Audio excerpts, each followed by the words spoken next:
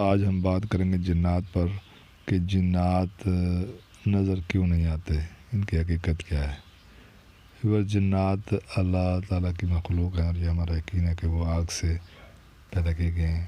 ان میں شیاطین و نیک صفت بھی موجود ہیں، یعنی دونوں طرح کے جنات پائے جاتے ہیں۔ اس پر بہت کچھ لکھا جا چکا ہے، لیکن آج ہم جو بات کریں گے وہ یہ ہے کہ کیا یہ ہمارے درمیان موجود ہیں، اور سب سے اہم اگر موجود ہیں تو ہمیں نظر کیوں نہیں آتے۔ لفظ جن کا ماخذ نظر نہ آنے والی چیز، اور اس سے جنت جنین جیسے الفاظ بھی وجود میں آئے۔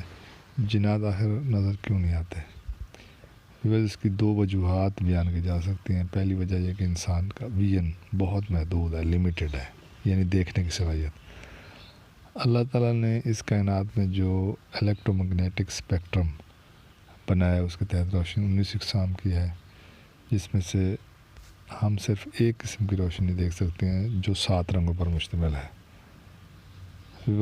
چند مشہور اقسام کی روشنیوں کے بارے میں مختصراً جانتے ہیں۔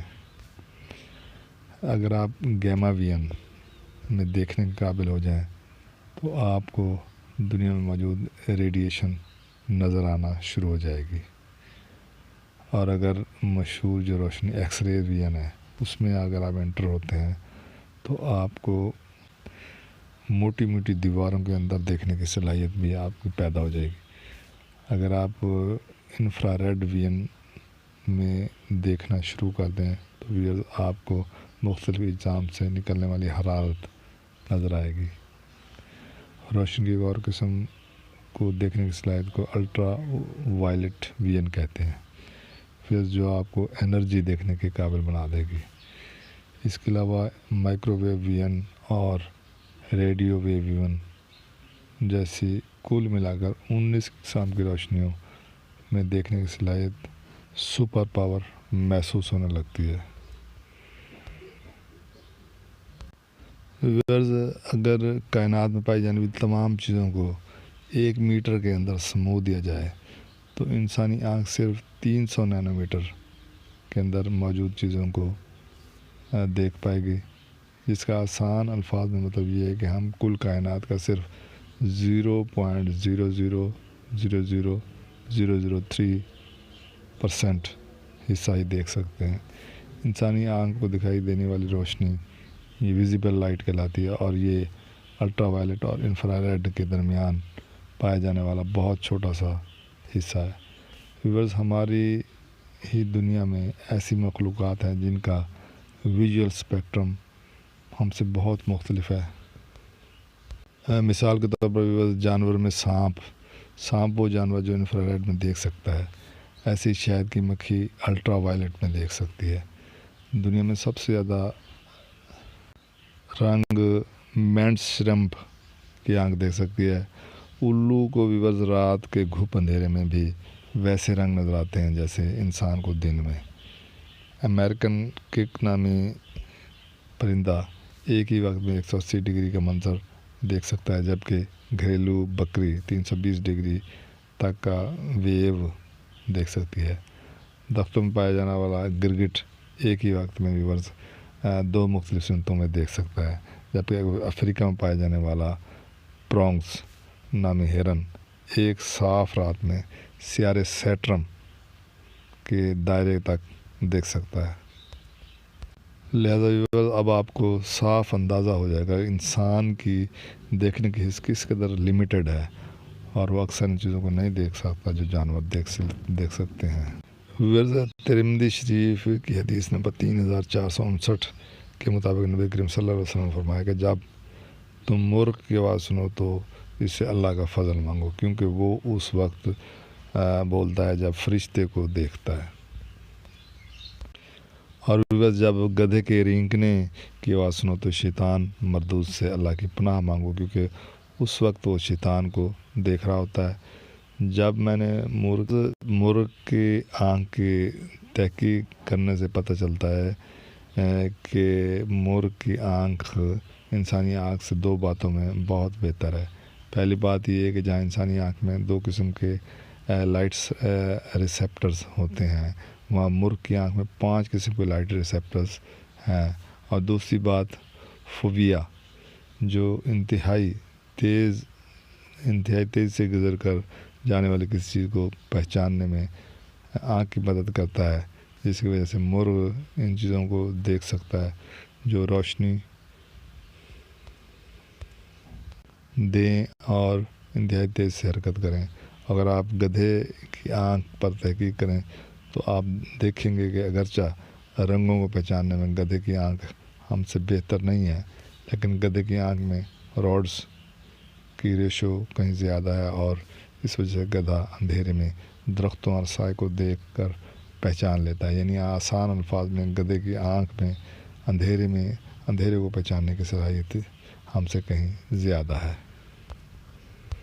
ویورز، البتہ انسان کی سننے کی حس اس کی دیکھنے کی حس سے بہتر ہے، اگرچہ دوسرے جانوروں کے مقابلے میں پھر بھی کم ہے۔ مثال کے طور پر یہ نیولے نما جانور بجو کی سننے کی صلاحیت سب سے زیادہ یعنی 16 ہرٹز سے لے کر 45,000 ہرٹز تک ہے، اور انسان کے اس سے تقریباً آدھی یعنی 30 ہرٹز سے لے کر 20,000 ہرٹز تک۔ اور شاید اس لیے جو لوگ جنات کے ساتھ ہونے والے واقعات رپورٹ کرتے ہیں وہ دیکھنے کے بجائے سرگوشیوں کا زیادہ ذکر کرتے ہیں۔ ایک سرگوشی کی فریکوینسی تقریباً 150 ہرٹز ہوتی ہے، اور یہی وہ فریکوینسی ہے جس میں انسان کا اپنے ذہن پر کنٹرول ختم ہونا شروع ہو جاتا ہے۔ اس کی واضح مثال ASMP تھراپی ہے، جس سے 100 ہرٹز کی سرگوشی سے آپ کے ذہن کو ریلیکس کیا جاتا ہے۔ پس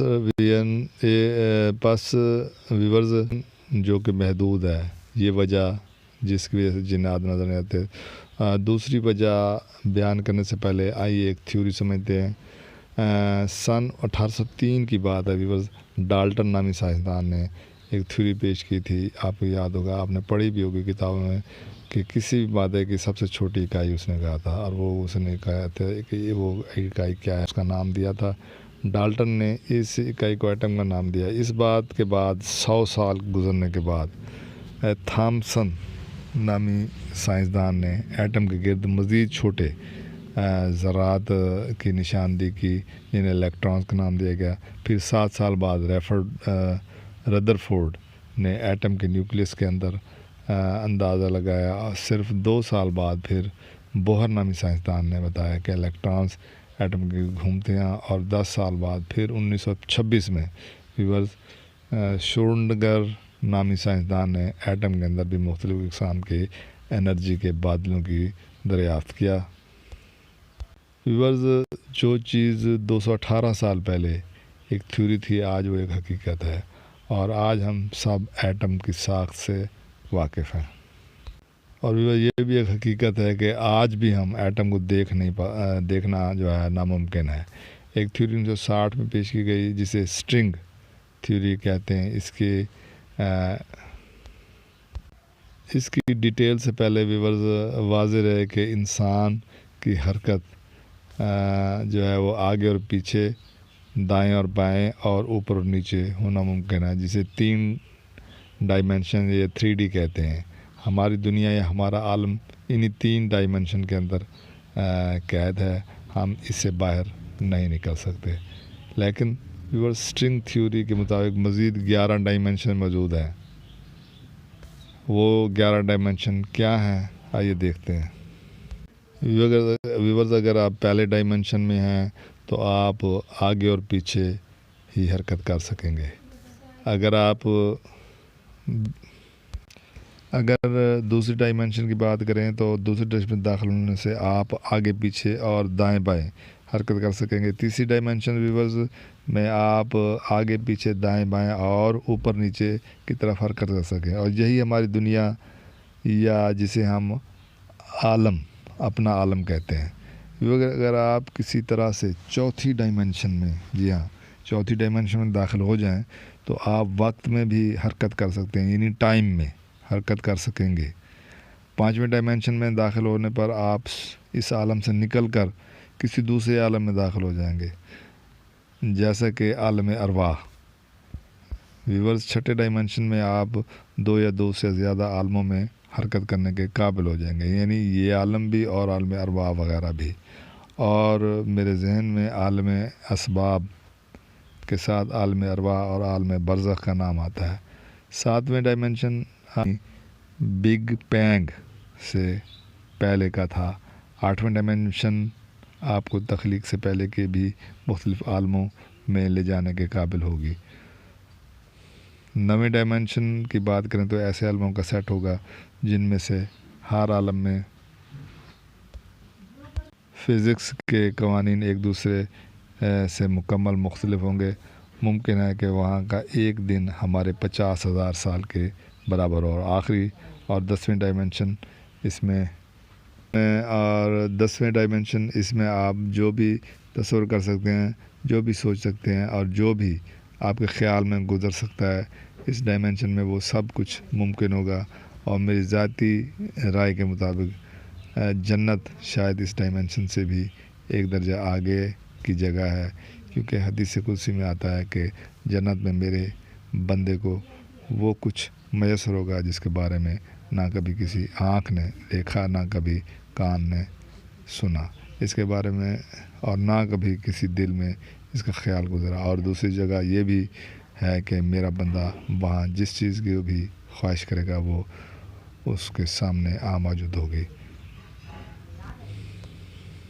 بیلیکن جنات ہم سے اوپر کی ڈائمنشن کے بینگز ہیں، اور یہ وہ دوسری سائنٹیفک وجہ ہے جس کی وجہ سے ہم انہیں نہیں دیکھ سکتے۔ ویورز، ان 10 ڈائمنشنز کے بارے میں جاننے کے بعد آپ یہ سمجھ سکتے ہیں کہ جنات کے بارے میں قرآن ہمیں ایسا کیوں کہتا ہے کہ وہ تمہیں وہاں سے دیکھتے ہیں جہاں سے تم انہیں نہیں دیکھ سکتے، یا پھر عفریت اتنی تیزی سے سفر کیسے کر سکتے ہیں۔ جیسے سورہ سبا میں ذکر ہے کہ ایک عفریت نے حضرت سلیمان علیہ السلام کے سامنے ملکہ بلقیس کا تخت لانے کا دعویٰ کیا تھا، یا پھر کشش شکل کا ان پر اثر کیوں نہیں ہوتا اور وہ اڑتے پھرتے ہیں، یا پھر کئی دوسرے سوالات جیسے عالم برزخ جہاں روحیں جاتی ہیں، یا عالم ارواح جہاں تخلیق سے پہلے اللہ تعالیٰ نے تمام ارواح سے عہد کیا تھا کہ تم کسی اور کی عبادت نہیں کرو گے، اور سب نے ہوش میں اقرار کیا تھا، یا قیامت کے روز دن کیسے مختلف ہوگا، یا شہداء کی زندگی کس عالم میں ممکن ہے۔ ان تمام عالموں یعنی عالم برزخ، عالم ارواح یا عالم جنات کے بارے میں تحقیق کی طور پر سوچنا ایک بات ہے، لیکن جس چیز نے ذاتی طور پر میرے اور آپ کے دل کو چھوا وہ سورہ فاتحہ کی ابتدائی آیات ہیں۔ ویورز، الحمدللہ رب العالمین، تمام تعریفیں اس اللہ کے لیے ہیں جو تمام عالموں کا رب ہے۔